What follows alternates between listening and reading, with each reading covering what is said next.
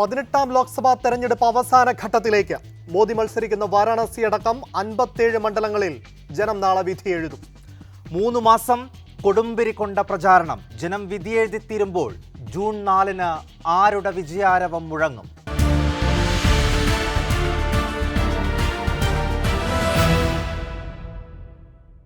പഞ്ചാബിലെ മുഴുവൻ സീറ്റുകളിലും, അതായത് 13 മണ്ഡലങ്ങളിലും ഒറ്റഘട്ടമായിട്ടാണ് തെരഞ്ഞെടുപ്പ് നടക്കുന്നത്. ഒപ്പം തന്നെ മോദി മത്സരിക്കുന്ന വാരാണസി, യോഗിയുടെ തട്ടകമായിട്ടുള്ള ഖൊരഗ്പൂർ എന്നിവയടങ്ങിയ ഉത്തർപ്രദേശിലെ 13 മണ്ഡലങ്ങൾ, ബംഗാളിലെ പ്രധാനപ്പെട്ട 9 മണ്ഡലങ്ങൾ, ബീഹാറിലെ പ്രധാനപ്പെട്ട 8 മണ്ഡലങ്ങൾ, ഒപ്പം തന്നെ ഒഡീഷയിലെ 6 സീറ്റുകൾ. ഇങ്ങനെ 57 മണ്ഡലങ്ങളിലേക്കാണ് നാളെ അവസാന ഘട്ടത്തിൽ തെരഞ്ഞെടുപ്പ് നടക്കുന്നത്. അത് പഞ്ചാബിലേക്ക് വരികയാണെങ്കിൽ, പഞ്ചാബിൽ നമ്മൾ ഏറ്റവും ഒടുവിൽ തെരഞ്ഞെടുപ്പിന് മണിക്കൂറുകൾക്ക് മുൻപ് നമ്മൾ കണ്ടത് മുൻ പ്രധാനമന്ത്രി മൻമോഹൻ സിംഗ് അവിടുത്തെ ജനങ്ങൾക്ക് അയക്കുന്ന ഒരു തുറന്ന കത്താണ്. അതായത് പ്രധാനമന്ത്രി നരേന്ദ്രമോദിയെ പോലെ ഇത്രയേറെ വിദ്വേഷം പ്രസംഗിക്കുന്ന മറ്റൊരു പ്രധാനമന്ത്രി രാജ്യത്തിൻ്റെ ചരിത്രത്തിൽ ഉണ്ടായിട്ടില്ല എന്നുള്ള നിലയിൽ ഒരു കത്ത് അദ്ദേഹം എഴുതി അവിടുത്തെ ജനങ്ങൾക്ക് കൊടുക്കുകയാണ്.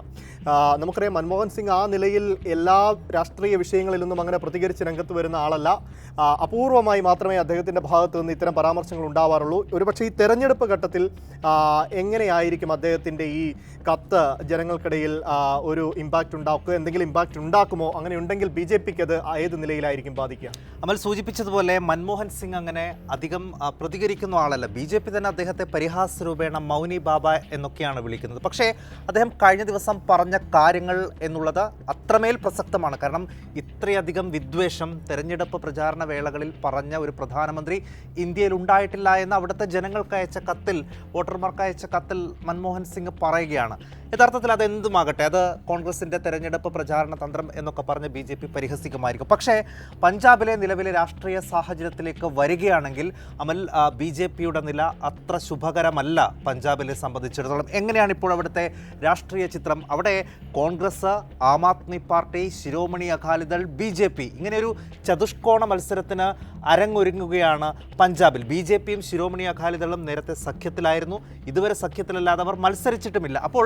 ഇപ്പോൾ ഒറ്റയ്ക്ക് മത്സരിക്കുമ്പോൾ BJPയുടെ നില പരുങ്ങലിലാണ് എന്ന് തന്നെ പറയേണ്ടി വരും. അതായത് അധിക സീറ്റ് എന്ന അമിതാത്മവിശ്വാസമല്ല, ഇപ്പോൾ കയ്യിലുള്ള സീറ്റുകൾ നിലനിർത്തുക എന്നതിലേക്ക് BJPയുടെ പഞ്ചാബിലെ തന്ത്രം എത്തിയിരിക്കുന്നു. മറുവശത്ത് കോൺഗ്രസും ആം ആദ്മിയും വെവ്വേറെ മത്സരിക്കുന്നുണ്ടെങ്കിൽ പോലും അവർ ഇന്ത്യ മുന്നണിയുടെ ഭാഗം തന്നെയാണ്. പഞ്ചാബിന് പുറത്ത് ഡൽഹിയിലൊക്കെ അവർ ഒരുമിച്ച് മത്സരിക്കുകയും ചെയ്യുന്നുണ്ട്. അപ്പോൾ BJP 2ാം സ്ഥാനത്തേക്ക് പോലും എത്തരുത് പഞ്ചാബിൽ എന്ന നിർബന്ധ ബുദ്ധി അവിടെ ഉണ്ട്. അതുകൊണ്ട് കൂടിയാണ് ഈ വെവ്വേറെ മത്സരിക്കുന്നത് എന്ന് പോലും പറയുന്നുണ്ട്. ഇപ്പോൾ പ്രചാരണ വേളയിലെല്ലാം BJPയുടെ കിതപ്പ് പഞ്ചാബിൽ നമുക്ക് കാണാൻ കഴിയുകയും ചെയ്യുന്നുണ്ട്. അപ്പോൾ പഞ്ചാബിൽ ഞാൻ മനസ്സിലാക്കുന്നത് BJP എന്തായാലും അവിടെ കിതയ്ക്കുന്നുണ്ട്, ആശങ്കയുണ്ട് BJPക്ക് പഞ്ചാബിലെന്ന് തന്നെയാണ്.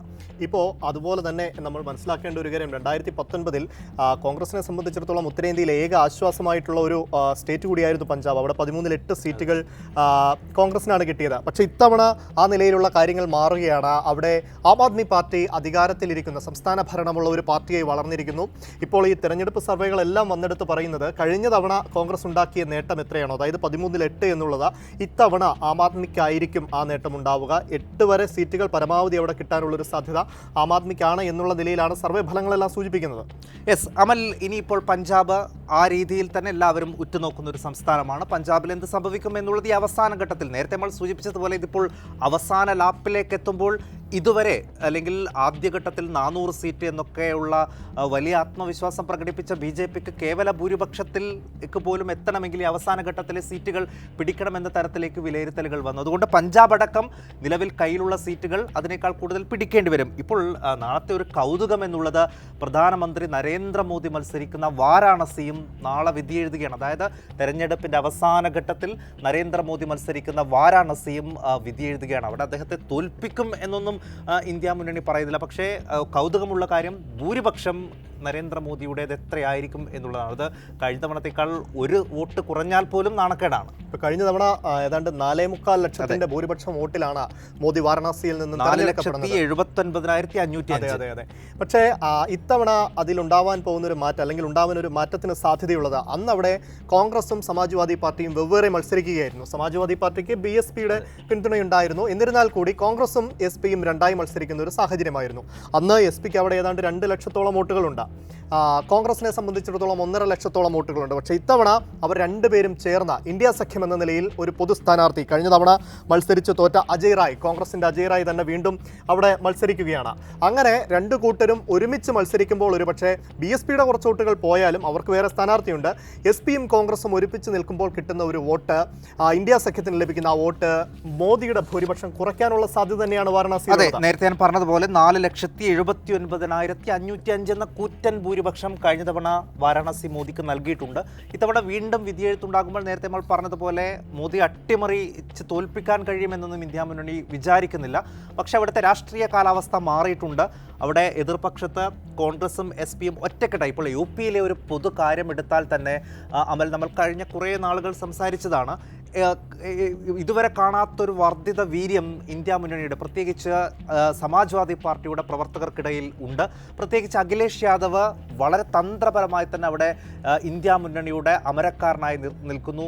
രാഹുൽ ഗാന്ധിയെ UPയിലേക്ക് മത്സരിക്കാൻ അദ്ദേഹം കൊണ്ടുവരുന്നത് അദ്ദേഹത്തിൻ്റെ കൂടി താല്പര്യം പരിഗണിച്ചാണ് റായ്ബറേലിയിൽ രാഹുൽ മത്സരിക്കാൻ ഇറങ്ങുന്നത്. അപ്പോൾ അതെല്ലാ മണ്ഡലങ്ങളിലും ആ ഒരു പ്രതിപക്ഷത്തിൻ്റെ ഇന്ത്യ മുന്നണിയുടെ ഒരു ഊർജ്ജം പ്രവർത്തകർക്കിടയിൽ, അണികൾക്കിടയിൽ പ്രകടമായിരുന്നു. അവരുടെ രാഹുൽ ഗാന്ധിയും അഖിലേഷ് യാദവും പങ്കെടുക്കുന്ന റാലികളിൽ പരിധി വിട്ടും അല്ലെങ്കിൽ പോലീസിൻ്റെ ബാരിക്കേഡ് മറികടന്നും ആളുകൾ ഒഴുകിയെത്തുന്ന കാഴ്ചയൊക്കെ നമ്മൾ കണ്ടതാണ്. അപ്പോൾ അതൊക്കെ വോട്ടെടുപ്പിൽ പ്രതിഫലിക്കും. അങ്ങനെയാണെങ്കിൽ ഒരുപക്ഷെ വാരാണസിയിൽ നരേന്ദ്രമോദിയുടെ ഭൂരിപക്ഷം കുറഞ്ഞാൽ അത് അദ്ദേഹത്തെ സംബന്ധിച്ച് ഒരു വലിയ ക്ഷീണം തന്നെയായിരിക്കും. അതിൽ ഒരു വോട്ട് കുറഞ്ഞാൽ പോലും വലിയ ക്ഷീണം തന്നെയായിരിക്കും. ഇപ്പോൾ മോദി പ്രഭാവം, മോദി തരംഗം എന്ന് പറഞ്ഞാണ് എല്ലായിടത്തും, സകലയിടത്തും BJP ക്യാമ്പയിൻ നടത്തുന്നത്. അപ്പോൾ സ്വന്തം മണ്ഡലത്തിൽ അദ്ദേഹത്തിന് ഭൂരിപക്ഷം വർദ്ധിപ്പിക്കാൻ കഴിയാത്തത് കുറയുന്ന സാഹചര്യം ഉണ്ടായാൽ അത് തിരിച്ചടിയായിരിക്കും. അവിടെ എങ്ങനെ പരമാവധി നരേന്ദ്രമോദിയുടെ ഭൂരിപക്ഷം കുറയ്ക്കാം എന്നുള്ളതാണ് ഇന്ത്യ മുന്നണി പ്രധാനമായും ശ്രമിച്ചിട്ടുള്ളത്.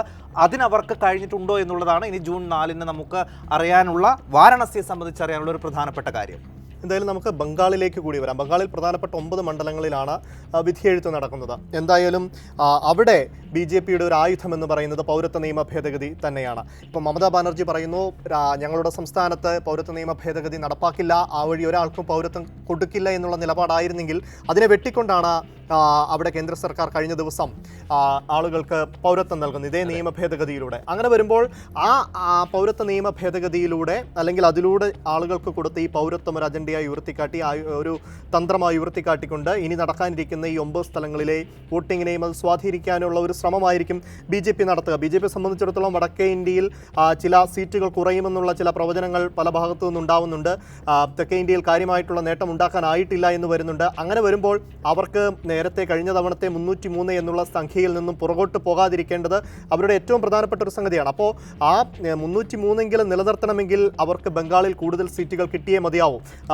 കഴിഞ്ഞ തവണ 40-ൽ 18 സീറ്റുകളായിരുന്നു BJPക്കെങ്കിൽ ഇത്തവണ അതിന് മുകളിലേക്ക് പോകും, 30ലേക്ക് പോകും. 40-ൽ 30ഉം BJP പിടിക്കും ബംഗാളിലെന്നാണ് മോദി അവകാശപ്പെടുന്നത്. പക്ഷേ ബംഗാളിനെ സംബന്ധിച്ച് അവിടെ നമുക്ക് മമതാ ബാനർജി എന്ന വലിയ ഫാക്ടറിനെ ഒരു കാരണവശാലും തള്ളിക്കളയാൻ കഴിയില്ല. അതായത് മമതാ ബാനർജി ഇപ്പോഴും ഒരു കുലുക്കവുമില്ലാതെ പറയുന്ന ഒരു പ്രധാനപ്പെട്ട കാര്യം, ബംഗാളിൽ BJPക്ക് ഇത്തവണ കഴിഞ്ഞ തവണ കിട്ടിയ സീറ്റുകൾ പോലും കിട്ടില്ല എന്ന് ഉറപ്പിച്ചവർ പറയുന്നുണ്ട്.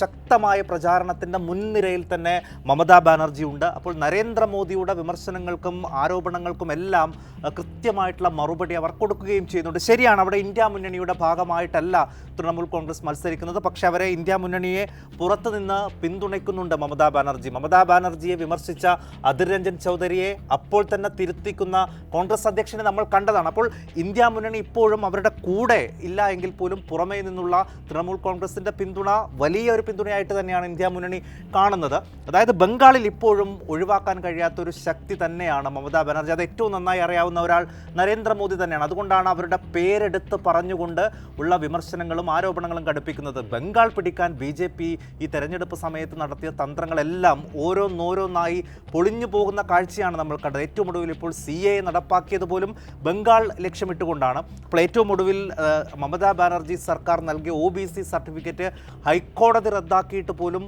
ഒരു കുലുക്കവുമില്ലാതെ BJPയെ തങ്ങൾ ബംഗാൾ കടത്തില്ല എന്ന് വലിയ ആത്മവിശ്വാസത്തോടു കൂടി മമതാ ബാനർജി പറയുന്നുണ്ട്. ആത്മവിശ്വാസക്കുറവ് BJPയുടെ പ്രവർത്തനങ്ങളിലും വാക്കുകളിലും കാണുന്നുമുണ്ട്. അതുകൊണ്ട് ഞാൻ ഇപ്പോഴും ബംഗാളിൽ വലിയൊരു അത്ഭുതം, വലിയൊരു മുന്നേറ്റം BJP ഉണ്ടാക്കും എന്ന് പ്രതീക്ഷിക്കുന്നില്ല.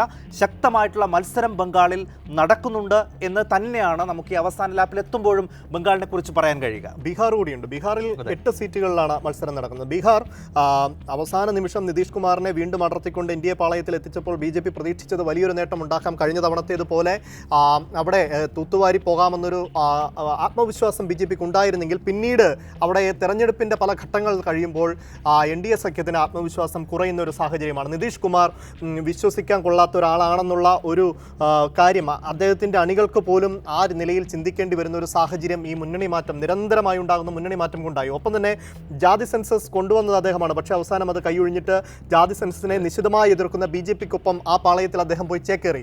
ഇതെല്ലാം ജനങ്ങളെ ഇപ്പോൾ നിതീഷിൻ്റെ പാർട്ടിയിലുള്ള ആളുകളെ പോലും നിതീഷിൽ നിന്ന് അകറ്റുന്ന ചില ഘടകങ്ങളായി വരികയും ഇത് ആകെ വരുമ്പോൾ NDA സഖ്യത്തിന് വലിയ തിരിച്ചടിയാവുന്ന ഒരു സാഹചര്യവുമുണ്ട്. മറുവശത്ത് ഇപ്പോൾ തേജസ്വി യാദവ് ഒരു യൂത്ത് ഐക്കണായിട്ടാണ് അവിടെ മാറിയിരിക്കുന്നത്. തേജസ്വി നടത്തിയിട്ടുള്ള യാത്ര, സംസ്ഥാനം മുഴുവൻ നടത്തിയിട്ടുള്ള യാത്രയൊക്കെ വലിയ നേട്ടമുണ്ടാക്കി.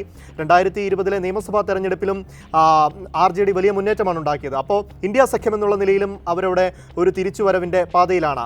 ഇപ്പോൾ രാഹുൽ ഗാന്ധി അവിടെ നടത്തിയ പദയാത്രയും എല്ലാം ആ നിലയിലുള്ള ഒരു വലിയ സ്വാധീനം ജനങ്ങൾക്കിടയിൽ ഉണ്ടാക്കിയിട്ടുണ്ട്. അപ്പോൾ ഇനി തെരഞ്ഞെടുപ്പ് നടക്കാൻ പോകുന്ന മേഖല, ഈ 8 സീറ്റുകൾ എന്ന് പറയുന്നത് റോഹ്താസ് മേഖല എന്നുള്ള ബീഹാറിലെ പ്രധാനപ്പെട്ട ഒരു പ്രദേശമാണ്. അവിടെ പക്ഷേ 2020 RJD നിയമസഭാ തെരഞ്ഞെടുപ്പിൽ വലിയ നേട്ടമുണ്ടാക്കിയ പ്രദേശമാണ്. അതുകൊണ്ട് തന്നെയാണ് ഇത്തവണ ഈ മേഖലയിൽ BJPക്ക് കാര്യമായിട്ടുള്ള ഒരു നേട്ടം ഉണ്ടാക്കാനാകില്ല എന്ന് RJD നേതാക്കൾ ഉറപ്പിച്ച് പറയുന്നുണ്ട്, ഇന്ത്യ സഖ്യം ഉറപ്പിച്ച് പറയുന്നുണ്ട്. 2019 ലോക്സഭാ തെരഞ്ഞെടുപ്പിൽ അവിടെ BJPക്ക് മുഴുവൻ സീറ്റുകളും കിട്ടുന്ന ഒരു സാഹചര്യം ഉണ്ടായിരുന്നെങ്കിൽ, പക്ഷേ നിയമസഭാ തെരഞ്ഞെടുപ്പിൽ RJD ഉണ്ടാക്കിയ മുന്നേറ്റം ഈ ലോക്സഭാ തെരഞ്ഞെടുപ്പിലും അവിടെ ആവർത്തിക്കുമെന്നാണ് അവർ വിശ്വസിക്കുന്നത്.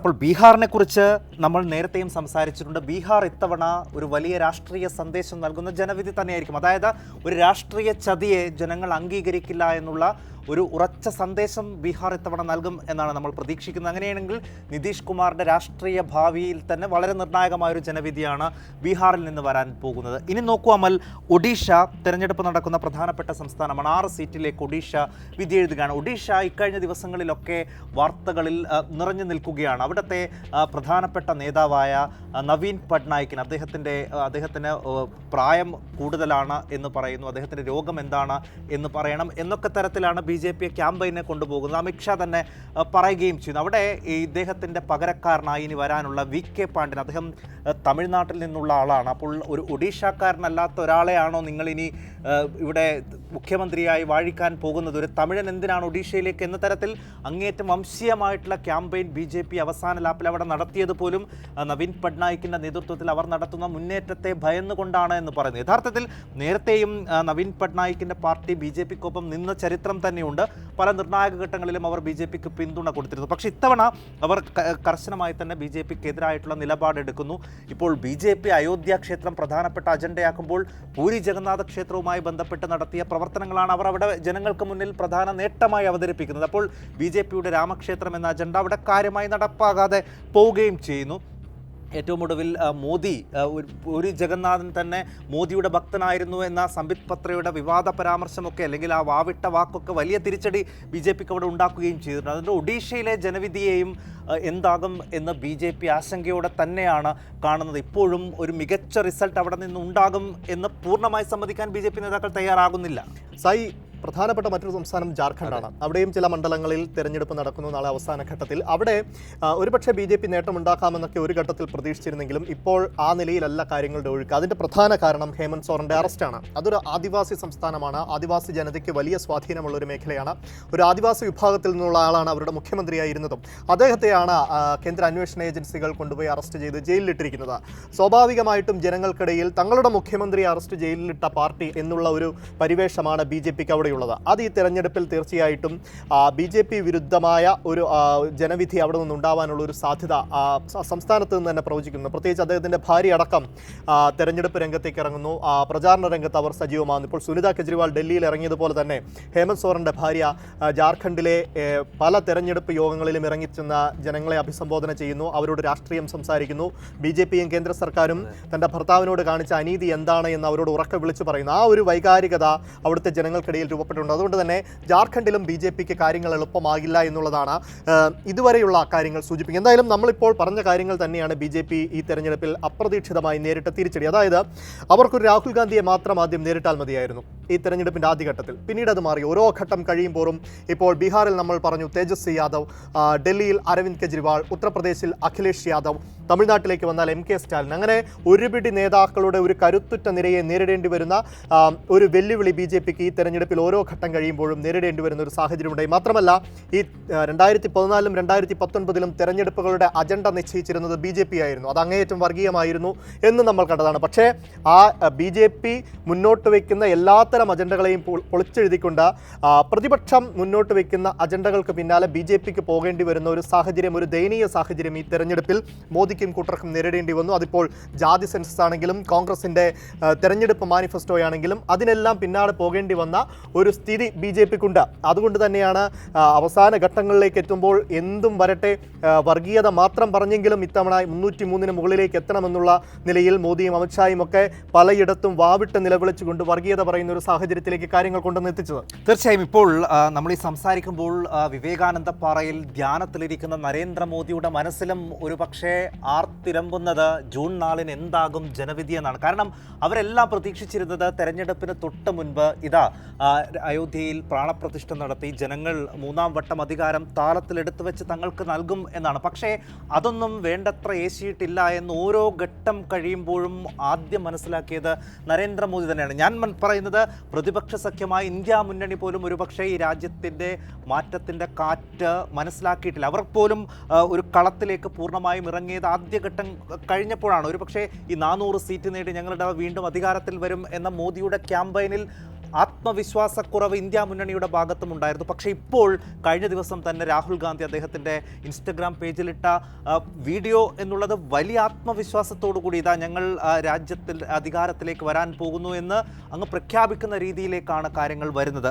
അതെന്തുമാകട്ടെ, എന്തായാലും അങ്ങനെയൊരു ട്രെൻഡ് നിലവിലുണ്ട് എന്നുള്ള ഒരു സൂചന, ആ ഒരു മാറ്റത്തിൻ്റെ കാറ്റ് വീശാൻ സാധ്യതയുണ്ട് എന്നുള്ള ഒരു ട്രെൻഡ് ഉണ്ട് എന്നുള്ള കാര്യം ഇപ്പോൾ അവർ തിരിച്ചറിഞ്ഞിരിക്കുന്നു. ഇനി അങ്ങനെ തന്നെയാണോ വിധിയെഴുത്തുണ്ടായത് എന്നറിയാൻ ഇനി നമ്മൾ അധിക നാൾ കാത്തിരിക്കേണ്ടതില്ല. വെറും 5 നാൾ മാത്രം കാത്തിരുന്നാൽ മതി. ജൂൺ 4 ഇനി ഇതാ ഇങ്ങ് എത്തിക്കഴിഞ്ഞു.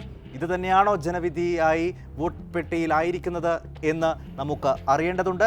കാത്തിരിക്കാം June 4-ലേക്കായി. ICL Finco, the intelligent choice.